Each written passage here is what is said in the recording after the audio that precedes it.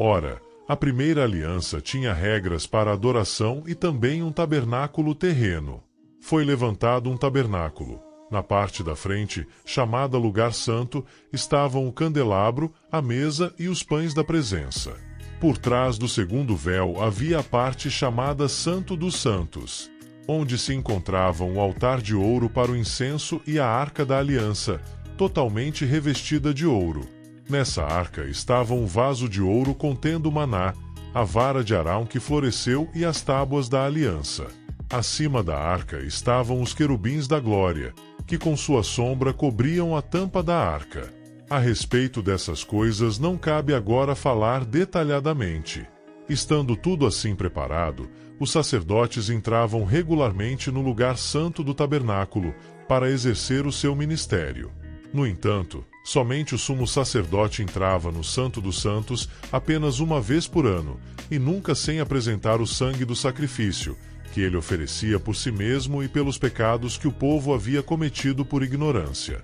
Dessa forma, o Espírito Santo estava mostrando que ainda não havia sido manifestado o caminho para o Santo dos Santos enquanto ainda permanecia o primeiro tabernáculo.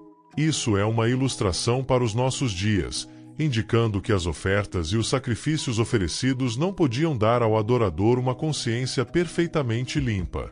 Eram apenas prescrições que tratavam de comida e bebida e de várias cerimônias de purificação com água. Essas ordenanças exteriores foram impostas até o tempo da nova ordem. Quando Cristo veio como sumo sacerdote dos benefícios agora presentes, ele adentrou o maior e mais perfeito tabernáculo, não feito pelo homem, isto é, não pertencente a esta criação. Não por meio de sangue de bodes e novilhos, mas pelo seu próprio sangue, ele entrou no Santo dos Santos, uma vez por todas, e obteve eterna redenção. Ora, se o sangue de bodes e touros e as cinzas de uma novilha espalhadas sobre os que estão cerimonialmente impuros os santificam de forma que se tornam exteriormente puros. Quanto mais, então, o sangue de Cristo, que pelo Espírito Eterno se ofereceu de forma imaculada a Deus, purificará a nossa consciência de atos que levam à morte, de modo que sirvamos ao Deus vivo. Por essa razão, Cristo é o mediador de uma nova aliança para que os que são chamados recebam a promessa da herança eterna, visto que ele morreu como resgate pelas transgressões cometidas sob a primeira aliança. No caso de um testamento, é necessário que comprove a morte daquele que o fez, pois um testamento só é validado no caso de morte, uma vez que nunca vigora enquanto está vivo aquele que o fez. Por isso, nem a primeira aliança foi sancionada sem sangue. Quando Moisés terminou de proclamar todos os mandamentos da lei a todo o povo, levou sangue de novilhos e de bodes, juntamente com água, lã vermelha e ramos de sopo, e aspergiu o próprio livro e todo o povo, dizendo: Este é o sangue da aliança que Deus ordenou que vocês obedeçam. Da mesma forma, aspergiu com o sangue o tabernáculo e todos os utensílios das suas cerimônias. De fato, segundo a lei, quase todas as coisas são purificadas com sangue, e sem derramamento de sangue não há perdão. Portanto, era necessário que as cópias das coisas que estão nos céus fossem purificadas com esses sacrifícios, mas as próprias coisas celestiais com sacrifícios superiores. Pois Cristo não entrou em santuário feito por homens, uma simples representação do verdadeiro. Ele entrou no próprio céu, para agora se apresentar diante de Deus em nosso favor. Não, porém, para se oferecer repetidas vezes à semelhança do sumo sacerdote que entra no Santo dos Santos todos os anos, com sangue alheio. Se assim fosse, Cristo precisaria sofrer muitas vezes, desde o começo do mundo. Mas agora ele apareceu uma vez por todas no fim dos tempos, para aniquilar o pecado mediante o sacrifício de si mesmo. Da mesma forma, como o homem está destinado a morrer uma só vez e depois disso enfrentar o juízo, assim também Cristo foi oferecido em sacrifício uma única vez para tirar os pecados de muitos, e aparecerá segunda vez não para tirar o pecado, mas para trazer salvação aos que o aguardam. A lei traz apenas uma sombra dos benefícios que hão de vir, e não a realidade dos mesmos. Por isso ela nunca consegue, mediante os mesmos sacrifícios repetidos ano após ano, aperfeiçoar os que se aproximam para adorar. Se pudesse fazê-lo, não deixariam de ser oferecidos? Pois os adoradores, tendo sido purificados uma vez por todas, não mais se sentiriam culpados de seus pecados. Contudo, esses sacrifícios são uma recordação anual dos pecados. Pois é impossível que o sangue de touros e bodes tire pecados. Por isso, quando Cristo veio ao mundo, disse: sacrifício e oferta não quiseste, mas um corpo me preparaste. De holocaustos e ofertas pelo pecado não te agradaste. Então eu disse: aqui estou, no livro está escrito a meu respeito, vim para fazer a tua vontade, ó Deus.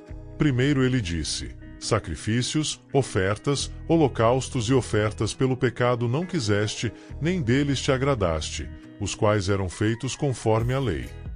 Então acrescentou: aqui estou, vim para fazer a tua vontade. Ele cancela o primeiro para estabelecer o segundo. Pelo cumprimento dessa vontade fomos santificados, por meio do sacrifício do corpo de Jesus Cristo, oferecido uma vez por todas. Dia após dia, todo sacerdote apresenta-se e exerce os seus deveres religiosos. Repetidamente oferece os mesmos sacrifícios, que nunca podem remover os pecados. Mas quando este sacerdote acabou de oferecer, para sempre, um único sacrifício pelos pecados, assentou-se à direita de Deus. Daí em diante, ele está esperando até que os seus inimigos sejam colocados como estrado dos seus pés.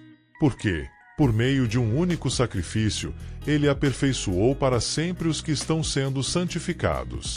O Espírito Santo também nos testifica a este respeito.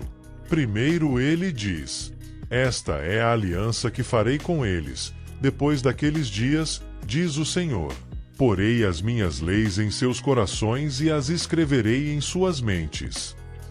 E acrescenta: dos seus pecados e iniquidades não me lembrarei mais.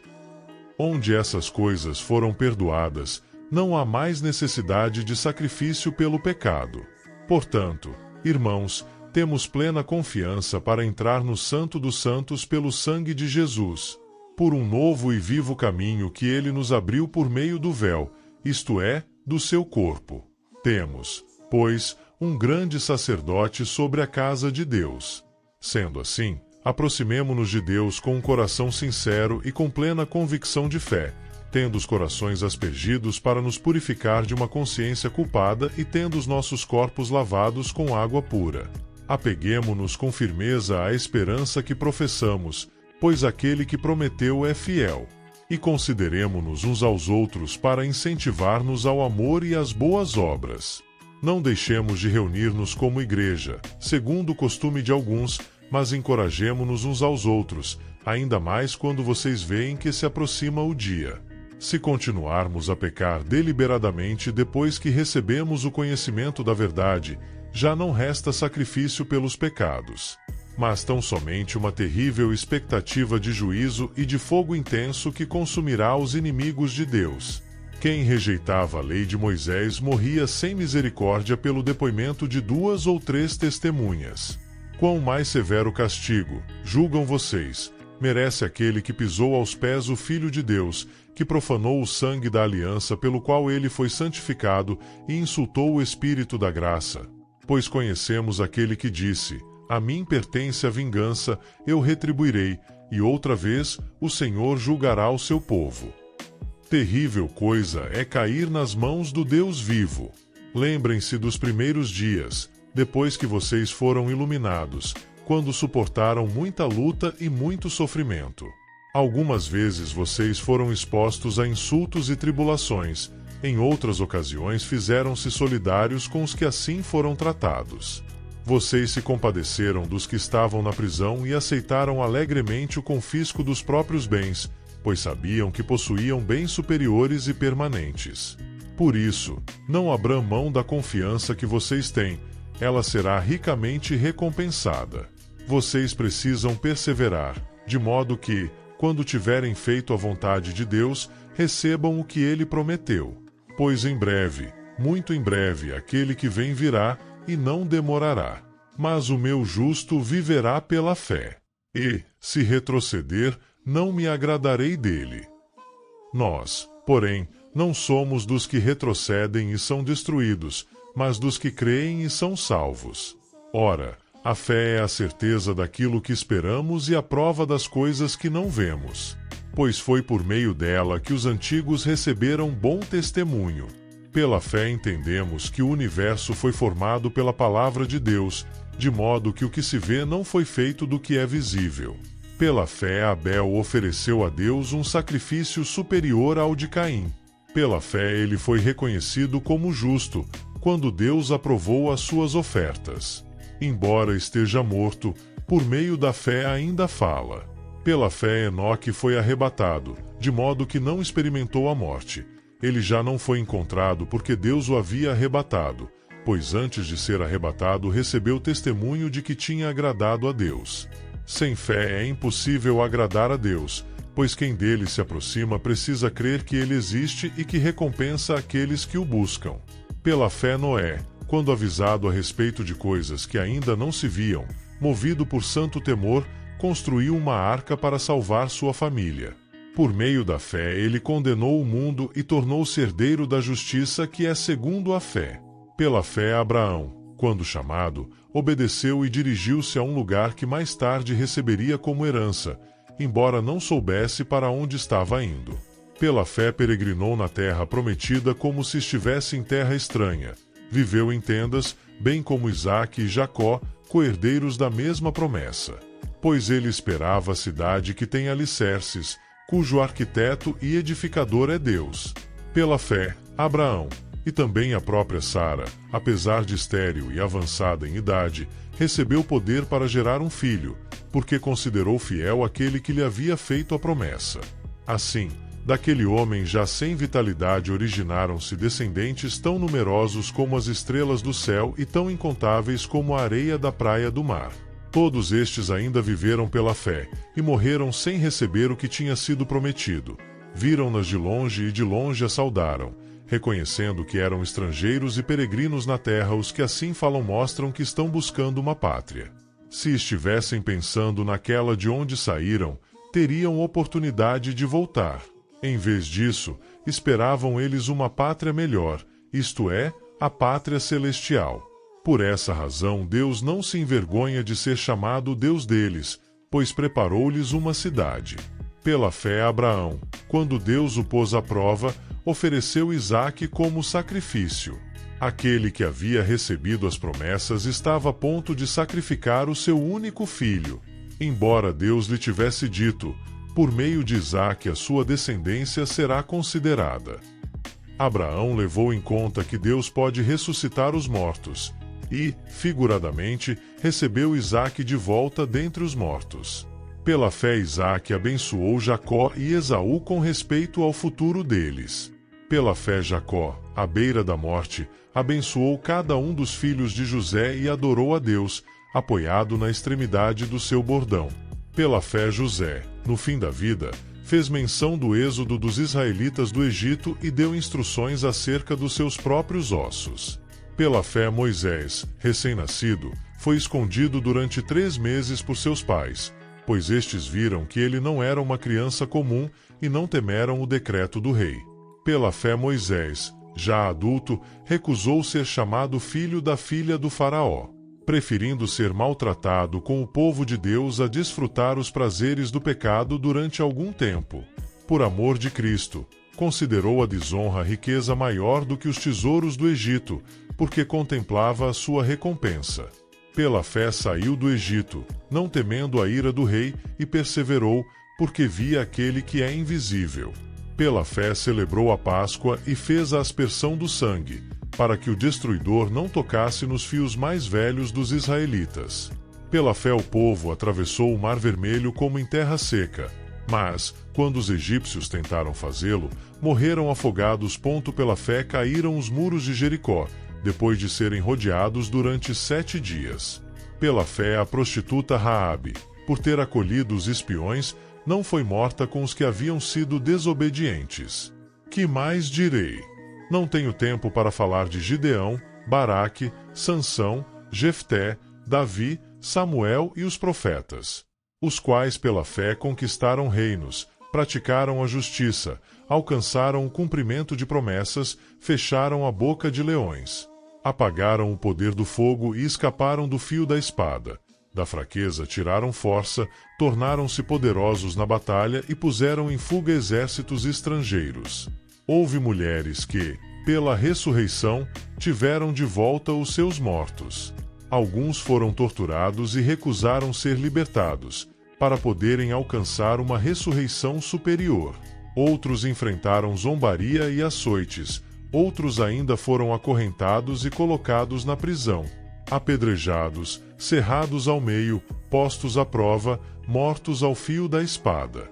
Andaram errantes, vestidos de pele de ovelhas e de cabras, necessitados, afligidos e maltratados. O mundo não era digno deles. Vagaram pelos desertos e montes, pelas cavernas e grutas. Todos estes receberam bom testemunho por meio da fé. No entanto, nenhum deles recebeu o que havia sido prometido. Deus havia planejado algo melhor para nós, para que conosco fossem eles aperfeiçoados.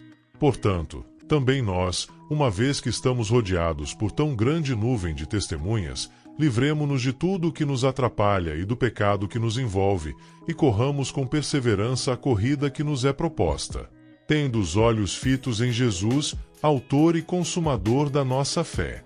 Ele, pela alegria que lhe fora proposta, suportou a cruz, desprezando a vergonha, e assentou-se à direita do trono de Deus. Pensem bem naquele que suportou tal oposição dos pecadores contra si mesmo, para que vocês não se cansem nem se desanimem. Na luta contra o pecado, vocês ainda não resistiram até o ponto de derramar o próprio sangue. Vocês se esqueceram da palavra de ânimo que ele lhes dirige como a filhos. Meu filho, não despreze a disciplina do Senhor, nem se magoe com a sua repreensão. Pois o Senhor disciplina a quem ama, e castiga todo aquele a quem aceita como filho. Suportem as dificuldades, recebendo-as como disciplina. Deus os trata como filhos. Pois, qual o filho que não é disciplinado por seu pai? Se vocês não são disciplinados, e a disciplina é para todos os filhos, então vocês não são filhos legítimos, mas sim ilegítimos. Além disso, tínhamos pais humanos que nos disciplinavam, e nós os respeitávamos. Quanto mais devemos submeter-nos ao Pai dos Espíritos, para assim vivermos. Nossos pais nos disciplinavam por curto período, segundo lhes parecia melhor, mas Deus nos disciplina para o nosso bem, para que participemos da sua santidade. Nenhuma disciplina parece ser motivo de alegria no momento, mas sim de tristeza. Mais tarde, porém, produz fruto de justiça e paz para aqueles que por ela foram exercitados. Portanto, fortaleçam as mãos enfraquecidas e os joelhos vacilantes. Façam caminhos retos para os seus pés, para que o manco não se desvie, mas antes seja curado. Esforcem-se para viver em paz com todos e para serem santos. Sem santidade ninguém verá o Senhor. Cuidem que ninguém se exclua da graça de Deus. Que nenhuma raiz de amargura brote e cause perturbação, contaminando a muitos. Não haja nenhum imoral ou profano, como Esaú, que por uma única refeição vendeu os seus direitos de herança como filho mais velho. Como vocês sabem, posteriormente, quando quis herdar a bênção, foi rejeitado, e não teve como alterar a sua decisão, embora buscasse a bênção com lágrimas. Vocês não chegaram ao monte que se podia tocar e que estava a chamas, nem às trevas, à escuridão e à tempestade. Ao soar da trombeta e ao som de palavras tais, que os ouvintes rogaram que nada mais lhes fosse dito, pois não podiam suportar o que lhes estava sendo ordenado. Até um animal, se tocar no monte, deve ser apedrejado. O espetáculo era tão terrível que até Moisés disse: "Estou apavorado e trêmulo." Mas vocês chegaram ao Monte Sião, a Jerusalém celestial, a cidade do Deus vivo. Chegaram aos milhares de anjos em alegre reunião, à igreja dos primogênitos, cujos nomes estão escritos nos céus.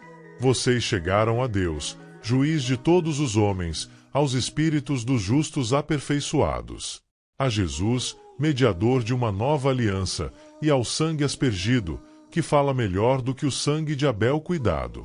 Não rejeitem aquele que fala. Se os que se recusaram a ouvir aquele que os advertia na terra não escaparam, quanto mais nós, se nos desviarmos daquele que nos adverte dos céus? 26 Aquele cuja voz outrora abalou a terra, agora promete: ainda uma vez abalarei não apenas a terra, mas também o céu. As palavras ainda uma vez indicam a remoção do que pode ser abalado, isto é, coisas criadas, de forma que permaneça o que não pode ser abalado. Portanto, já que estamos recebendo um reino inabalável, sejamos agradecidos e assim adoremos a Deus de modo aceitável, com reverência e temor. Pois o nosso Deus é fogo consumidor.